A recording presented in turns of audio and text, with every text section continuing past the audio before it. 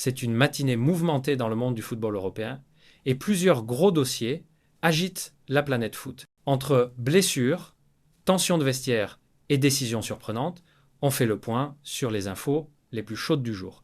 Et on commence avec un énorme coup dur pour le FC Barcelone. Lamine Yamal, la pépite du Barça, est de nouveau blessé. Le jeune prodige souffre d'une rechute au pubis et sera absent pour les 2 à 3 prochaines semaines. Un véritable coup de massue pour Hansi Flick, qui comptait sur lui pour les prochains matchs. Le staff médical du Barça a confirmé la blessure et la fédération espagnole a immédiatement annoncé son forfait pour les 2 rencontres de qualification à la Coupe du Monde face à la Géorgie et la Bulgarie. Mais derrière cette absence, les tensions montent entre le FC Barcelone et la sélection espagnole. Le club accuse la fédération d'avoir trop sollicité le jeune joueur ces derniers mois, tandis que la Roja estime que la blessure était déjà sous contrôle. Une situation explosive qui relance le débat sur la gestion des jeunes talents et la fatigue accumulée par les joueurs précoces. Et pendant que Barcelone pense ses plaies, c'est du côté du Real Madrid qu'une autre affaire fait beaucoup parler. Endrick, la nouvelle recrue auriverde, censée incarner l'avenir du club, reste toujours invisible. Le Brésilien n'a toujours pas joué la moindre minute cette saison. Et sa situation commence sérieusement à inquiéter les supporters. Lors du dernier match face à Kairat Almaty, Endrick n'a même pas foulé la pelouse. Xabi Alonso a préféré donner du temps de jeu à Gonzalo Garcia, un choix qui passe très mal auprès de certains fans madrilènes. Depuis plusieurs semaines, le jeune prodige reste cantonné au banc, sans explication claire. Les médias espagnols s'interrogent. Simple choix sportif ou manque de confiance de l'entraîneur? Pour l'instant, Xabi Alonso reste silencieux. Il affirme vouloir gérer la montée en puissance du joueur avec patience, mais dans les coulisses, la frustration grandit. Certains pourraient devenir un sujet sensible dans les prochains jours. Et comme si cela ne suffisait pas, une rumeur encore plus surprenante vient d'éclater à Madrid.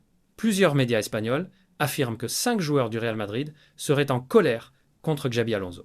D'après ces fuites, Vinicius Junior et Federico Valverde feraient partie des joueurs frustrés par les choix récents du coach. Vinicius aurait mal digéré son remplacement prématuré face à l'Espagnol, tandis que Valverde, souvent repositionné ou laissé sur le banc, se sentirait sous-utilisé. Cependant, en conférence de presse, Xabi Alonso a calmé le jeu. L'entraîneur madrilène a fermement démenti toute tension dans le vestiaire, affirmant que l'ambiance reste excellente et que chacun connaît son rôle dans le groupe. Mais les rumeurs persistent. Certains médias parlent de joueurs oubliés, frustrés par le manque de rotation, et même si aucune source interne ne confirme l'existence d'un vrai conflit, les signes d'agacement se multiplient. Entre les regards froids à la sortie du terrain et les publications mystérieuses sur les réseaux sociaux, le doute s'installe. Le Real Madrid traverse donc un moment délicat, un jeune talent ignoré, des cadres frustrés et une pression médiatique qui monte. Le tout à quelques jours d'un calendrier surchargé entre championnat et Ligue des Champions. Et c'est pas fini. Parce qu'à des centaines de kilomètres de Madrid, une autre polémique fait trembler la planète football. Celle qui oppose Thomas Tuchel à Jude Bellingham. Oui, tu as bien entendu. Le coach allemand a pris une décision qui ne passe pas du tout du côté du Real Madrid et encore moins chez les supporters anglais. Thomas Tuchel, aujourd'hui sélectionneur de l'Angleterre, a décidé d'écarter Bellingham de la liste pour les prochains matchs de qualification à la Coupe du Monde. Une absence qui a surpris tout le monde, surtout que le milieu du Real venait tout juste de revenir de blessure et espérait signer son grand retour avec les Three Lions.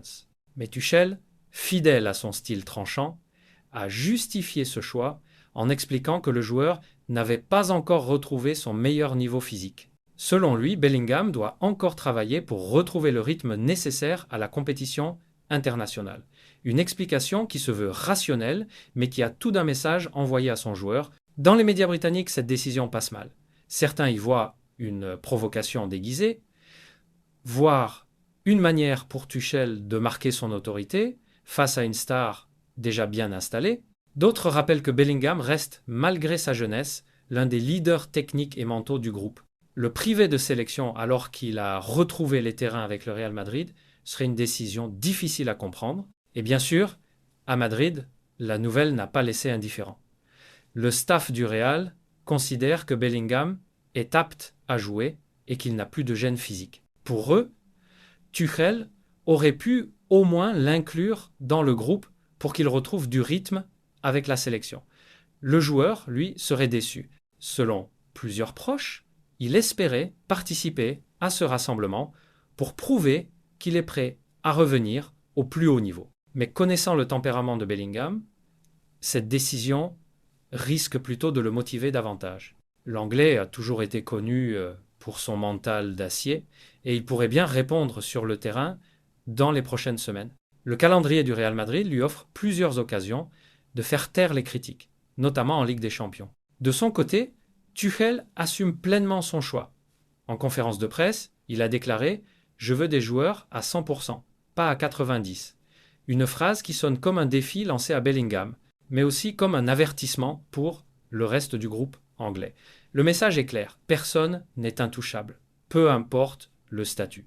Et pendant que cette tension se joue à distance entre Madrid et Londres, c'est tout le football européen qui observe ces mouvements avec attention.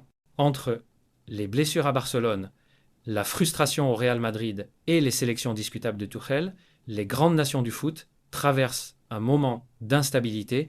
Et toi, qu'en penses-tu? Yamal est-il victime d'une mauvaise gestion? Hendrik méritait-il plus de minutes? Et Tuchel a-t-il eu raison d'écarter Bellingham? Dis-le nous dans les commentaires, abonne-toi pour ne rien manquer et on se retrouve très vite pour un nouveau point complet sur Ballon Actu.